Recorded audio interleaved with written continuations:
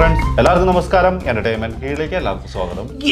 Entertainment കിഴി reaction ആണ്, update ആണ്. എമ്പുരാൻ എൻ്റെ മോനെ എന്താ ഇവിടെ നടക്കുന്നത്? സകലമാന റെക്കോർഡുകളും തൂക്കി എറിയാണ്.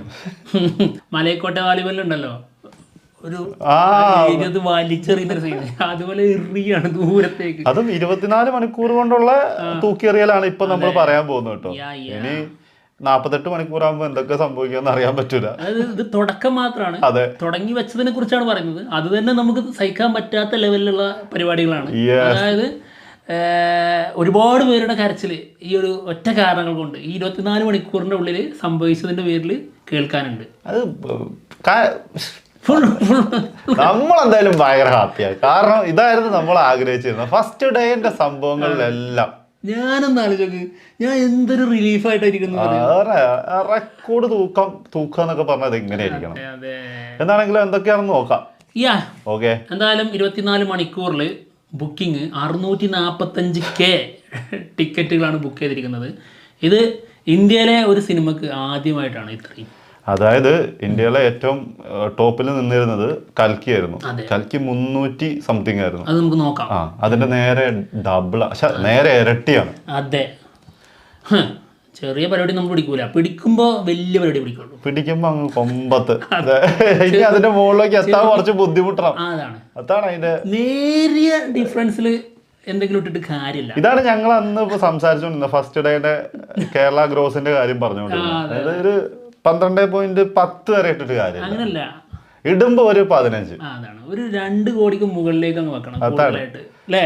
അല്ല പിന്നെ. ഓക്കെ, എന്തായാലും എമ്പുരാൻ 625.48K ടിക്കറ്റുകളാണ് 24 മണിക്കൂറിൽ ബുക്ക് മൈ ഷോയിൽ വിറ്റുപോയിട്ടുള്ളത് കേട്ടോ.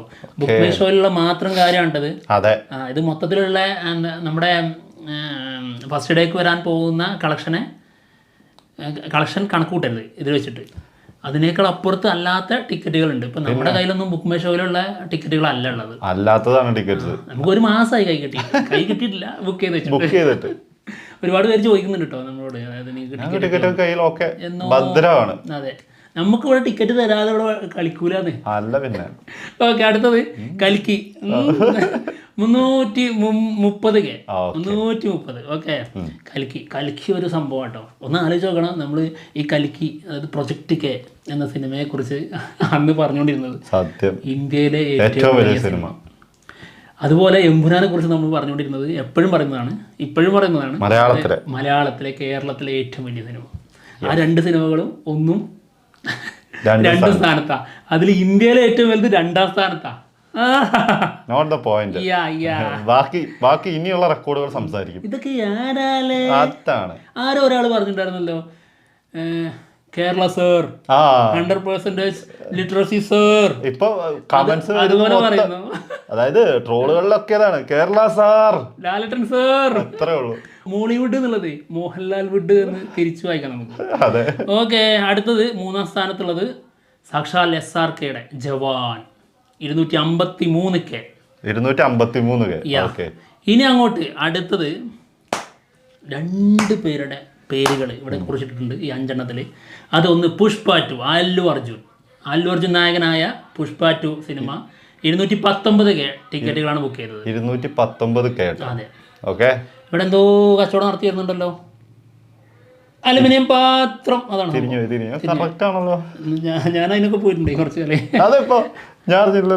അത് വീട്ടിൽ നിന്നുള്ള കുറച്ച് കൊണ്ട് കൊടുക്കാൻ വേണ്ടി പോയത്. അത് ഞാൻ പോയിട്ടുണ്ട്. എന്നിട്ടൊരു 250 റുപ്യ കിട്ടും. 250 അന്ന് വലുതാ. എന്നിട്ട് അതിൽ നിന്ന് തിന്നിട്ട് ബാക്കി ഇത്ര കൊണ്ടേ കൊടുക്കും. ഇതിനൊന്നും ഇപ്പൊ തീരെ വിലല്ല കേട്ടോ അത് വീട്ടുകാര്.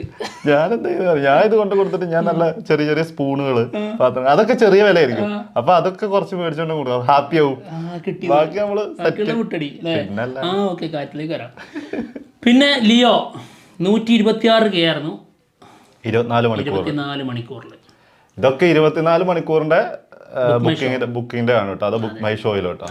ഓക്കെ, അതില് തൂക്കാന്നൊക്കെ പറഞ്ഞാൽ അതാ ഇങ്ങനെ തൂക്കണം. അപ്പൊ ഇനി ഇതിനെ മറികടക്കാൻ മറ്റൊരു സിനിമ എനിക്ക് തോന്നുന്നു ചിലപ്പോ SSNB അതൊക്കെ നൈസായിട്ട് കയറിപ്പോ. പക്ഷെ എന്നാലും ഒരു ടൈമുണ്ട്, അതവിടെ അതവിടെ കിടക്കും. അവിടെ എഴുതപ്പെട്ട കുറച്ച് സമയമുണ്ട്. സത്യം. അതിന് ആ സമയം എടുത്ത് തന്നെ വരണം. Yes. അതിനനുസരിച്ചുള്ള ആൾക്കാർ വരണം. അതെ. ഇനി അടുത്തത് കന്നഡ ഡിസ്ട്രിബ്യൂഷൻ എടുത്തിരിക്കുന്നത് ഹോംബാലെ ഫിലിംസ് ആട്ടോ. എല്ലാവർക്കും അറിയാലോ. അതെ, അവർ അനൗൺസ് ചെയ്തിട്ടുണ്ടായിരുന്നല്ലോ. അവിടുത്തെ ഫസ്റ്റ് ഡേ ഹൗസ്ഫുൾ ഷോസ് എത്ര അറിയോ? 198 24 മണിക്കൂറിനുള്ളിലാണ് 198 ഷോ ഹൗസ്ഫുൾ ആയിട്ടുണ്ട്. അതും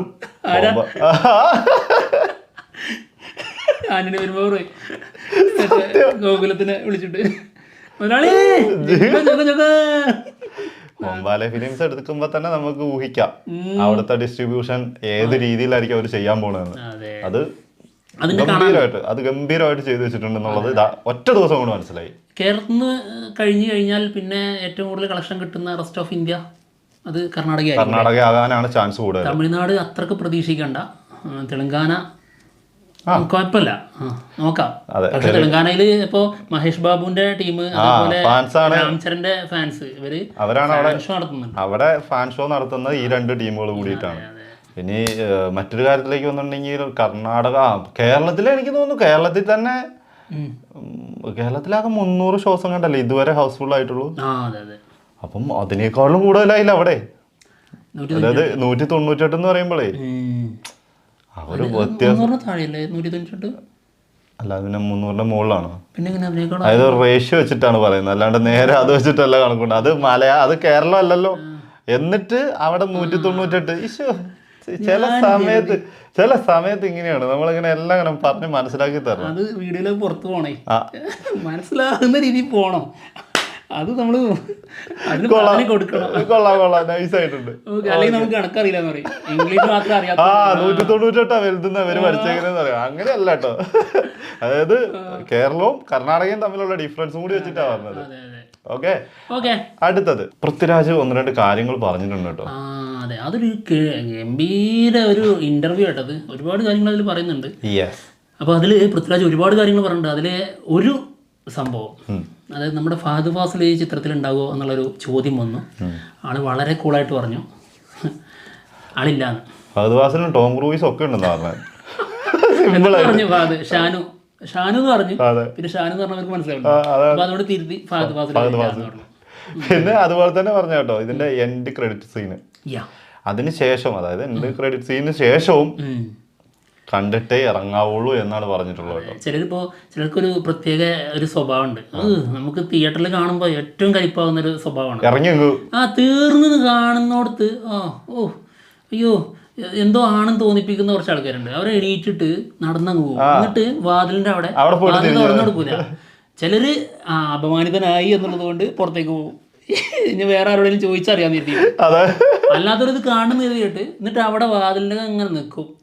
എന്നിട്ട് കാണുക എന്തൊക്കെ സംഭവം കഴിഞ്ഞിട്ടില്ലേ, ലൈറ്റ് ഇട്ടിട്ട് പുറത്ത് പോകാൻ പാടുള്ളൂ. ഇതിനകത്ത് എന്താണെന്നറിയോ, ഈ 2.5 മണിക്കൂർ ഇരുന്ന് കാണാൻ വേണ്ടിയിട്ടാണ് നമ്മൾ ടിക്കറ്റ് എടുത്ത് കയറുന്നത്. പിന്നെ അല്ലാതെ അതിന്റെ കൂടെ ഒരു 5 മിനിറ്റ് എക്സ്ട്രാ പോയി അല്ലെങ്കിൽ എക്സ്ട്രാ അത് കണ്ടു എന്ന് എഴുതിയിട്ട് എന്ത് സംഭവിക്കാനാണ്? അതും കൂടി കണ്ടിട്ട് അവിടെ ലൈറ്റ് എല്ലാം ഓൺ ആക്കി കഴിയുമ്പോൾ ഇറങ്ങിയാൽ പോരെ. ഇത് അതിന് മുന്നേ, അതെ, അതിന് മുന്നേ എല്ലാം കൂടി ഇറങ്ങിയ ഒരു പോക്കാ. ക്ലൈമാക്സ് കാണാൻ നിൽക്കൂല, സിനിമ എന്തായി എന്നുള്ള അറിയാതെ അങ്ങ് ഇറങ്ങിയ പോകും. എന്നിട്ട് ചില സമയത്ത് ഇതൊക്കെ ഇതിനകത്ത് ഉണ്ടായിരുന്നു ചില കാര്യങ്ങൾ പിന്നീട് പറയുമ്പോ. അതെ, എന്തായാലും അങ്ങനെ പോകുന്നവരോടാണ് പോകരുത്. ചില പരിപാടികളുണ്ട്, സംഭവങ്ങൾ ചെയ്തു വെച്ചിട്ടുള്ളത്, കാര്യങ്ങൾ എഴുതി വെച്ചിട്ടുണ്ട്. അതൊക്കെ വായിച്ച് പഠിച്ചിട്ട് വന്നാൽ മതി. പാർട്ട് 3 കാണേണ്ടതാണ്, അടുത്ത ഇൻസ്റ്റാൾമെന്റ്. അതിനുള്ള പല സാധനങ്ങളും ഇതിനകത്തുണ്ട്. അത് മൊത്തം കണ്ടിട്ടേ പോവാവുള്ളൂ. പിന്നെ അടുത്ത കാര്യം കണ്ടിട്ടും മൊത്തം വായിച്ചിട്ടും. അതെ, അടുത്തത് ലാലേട്ടൻ ഇതിനകത്ത് ഒരു പ്രതിഫലവും മേടിച്ചിട്ടില്ല എന്നാണ് പൃഥ്വിരാജ് പറഞ്ഞത്. പൃഥ്വിരാജ് മേടിച്ചിട്ടില്ല എന്നാണ് കേൾക്കുന്നത്. എന്താണെങ്കിലും നന്നായി. അത് മാത്രമല്ല, വേറൊരു കാര്യമുണ്ട്. അതായത് ഇതിൻ്റെ കൂടെ ചേർത്ത് പറയേണ്ട കാര്യമാണ്. പൃഥ്വിരാജ് പറഞ്ഞതാണ് 100 കോടിക്കൊരു സിനിമ ചെയ്തിട്ട് അതിൽ 80 കോടി കാസ്റ്റിങ്ങിന് മുടക്കിയിട്ടേ ബാക്കി 20 കോടി മേക്കിങ്ങിന്, അങ്ങനെയുള്ള പരിപാടിയാണ് നല്ല ഇവിടെ എന്നുള്ളത്. അങ്ങനെ ഇറങ്ങിയ കുറെ സിനിമകൾ പല പ്രൊഡ്യൂസർമാരും കുത്തുവാള എടുത്തതൊക്കെ നമ്മളിപ്പോ ഈ അടുത്ത് കണ്ടു. അങ്ങനെ പല സിനിമകൾ ഇറക്കി വിട്ടു. ഒരു സോങ് 95 കോടി 90 കോടി. ഇതേ ഒരു ഡയറക്ടർക്കുള്ള കുത്താവാം, ഒരു പ്രൊഡ്യൂസേഴ്സിനുള്ള കുത്താവാം, പലർക്കും കിട്ടും, പിന്നെ നടന്മാർക്കുള്ള കുത്താവാം അല്ലേ? എല്ലാരും ചോദിച്ചൊക്കെ മേടിച്ച പോലെ ആയിപ്പോയി. അങ്ങനെ പറയാനുള്ള ധൈര്യം അത് സത്യം കേട്ടോ. അത് പൃഥ്വിരാജ് ഇപ്പം പൃഥ്വിരാജിന്റെ തുടക്ക സമയത്താണെങ്കിൽ പോലും പൃഥ്വിരാജ് പറഞ്ഞിട്ടുള്ള കാര്യങ്ങൾ അന്ന് അഹങ്കാരം എന്ന് പറഞ്ഞ ആൾക്കാരുണ്ട് പൃഥ്വിരാജ് പറയുന്ന കാര്യം കേട്ടിട്ട്. പക്ഷെ അന്നും ഭയങ്കരമായ ഗഡ്സോടെ ആള് വന്ന് പറഞ്ഞ് പല കാര്യങ്ങളും പറഞ്ഞു പോയിട്ടുണ്ട്. ഒന്ന് ആലോചിച്ചു. അതായത് ഇപ്പൊ ലേറ്റസ്റ്റ് ആയിട്ട് ഒരു പഴയ ഇന്റർവ്യൂ നടന്ന് കളിക്കുന്നുണ്ട്. അന്ന് പൃഥ്വിരാജ് പറഞ്ഞതാണ്, ആൾ ആദ്യം സിനിമ സംവിധാനം ചെയ്യുമ്പോൾ അതിൽ നായകൻ ലാലേട്ടനും നായിക മഞ്ജു വാര്യറായിരിക്കുന്നത് അന്ന് പറഞ്ഞത്. എത്ര കൊല്ലം മുന്നേ ആണെന്ന് ആലോചിച്ചോ.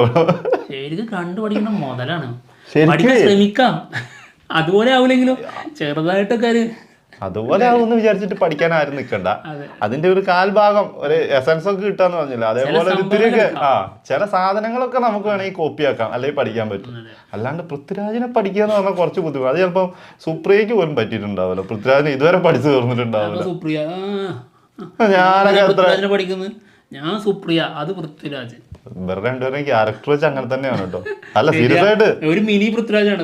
സത്യമായിട്ടും അവർ രണ്ടുപേരും അവരുടേതായ ഇത് തലങ്ങളിലൂടെ സഞ്ചരിക്കുന്ന ആൾക്കാരാ. അതിനകത്ത് വേറെ വർത്താനൊന്നും പറയാനായിട്ട് കാര്യമില്ല. പിന്നെ മറ്റൊരു കാര്യം കൂടി ആള് പറഞ്ഞിട്ടുണ്ട് കേട്ടോ. പറഞ്ഞു, ഞാനും അതൊരു മറ്റൊരു കാര്യം പറയാൻ വേണ്ടി വന്നായിരുന്നു. ആ മറ്റൊരു കാര്യം പിന്നെ പറഞ്ഞാൽ മതി. ഓക്കെ, കുഴപ്പമില്ല. ലാലേട്ടനെ കുറിച്ചാണത്.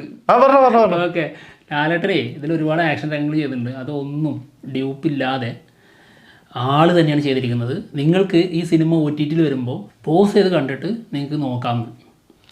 ആരാ പറഞ്ഞേക്കുന്നത്? ഇതിന്റെ സ്റ്റണ്ട് മാസ്റ്ററും പറഞ്ഞിട്ടുണ്ട് ഇതേ സാധനം. അതായത് ലാലേട്ടന് ഒരൊറ്റ ഇതില് പോലും ഡ്യൂപ്പ് ഇട്ടില്ല, എല്ലാം ആള് സ്വന്തം തന്നെ ചെയ്തിരിക്കുന്നതെന്ന്. എന്താണെങ്കിലും ഒരു കാര്യം കൂടി പറയാനുണ്ട്. USA ഓവർസീസ് ഡിസ്ട്രിബ്യൂഷൻ എടുത്തിരിക്കുന്നത് പ്രൈം മീഡിയോസ് ആട്ടോ. പ്രൈം മീഡിയ അല്ലെ, പ്രൈം മീഡിയ. അപ്പം അതും അവിടുത്തെ അങ്ങ് സെറ്റ് ആയിട്ടുണ്ട്. USA ആയിരുന്നല്ലോ ചെറിയ ഇഷ്യൂ ഒക്കെ ഉണ്ടാക്കിക്കൊണ്ടിരുന്നത്. അപ്പൊ എന്തായാലും ഇത്രയൊക്കെയാണ് ഇപ്പൊ ഇതുവരെ വന്നിട്ടുള്ള സംഭവങ്ങളും കാര്യങ്ങളൊക്കെ. ഇനി അടുത്ത വീഡിയോ ആയിട്ട് വരാം. എംബ്രാൻ ഇടുന്ന റെക്കോർഡുകളും അല്ലെങ്കിൽ ഇവർ തരുന്ന അപ്ഡേറ്റും തീരാത്തടത്തോളം കാലം ഞങ്ങളുടെ വീഡിയോസും തീരൂല. ഞങ്ങളും നമ്മള് തീരുമില്ല എന്നുള്ളത് 27 അറിയാം. അത് വിട്. എന്താണെങ്കിലും പല മെസ്സേജുകൾ വരെ വരുന്നുണ്ട്. അത് വേറെ ഇന്നൊരു ദിവസം പറയാട്ടോ. പക്ഷേ മറ്റൊരു വീഡിയോയിൽ വരാം. അപ്പൊ എന്തായാലും ഞങ്ങൾ പോവാണ്. മറ്റുള്ള വിശേഷങ്ങളുമായിട്ട് ഉടനെ കാണാം. ബൈ.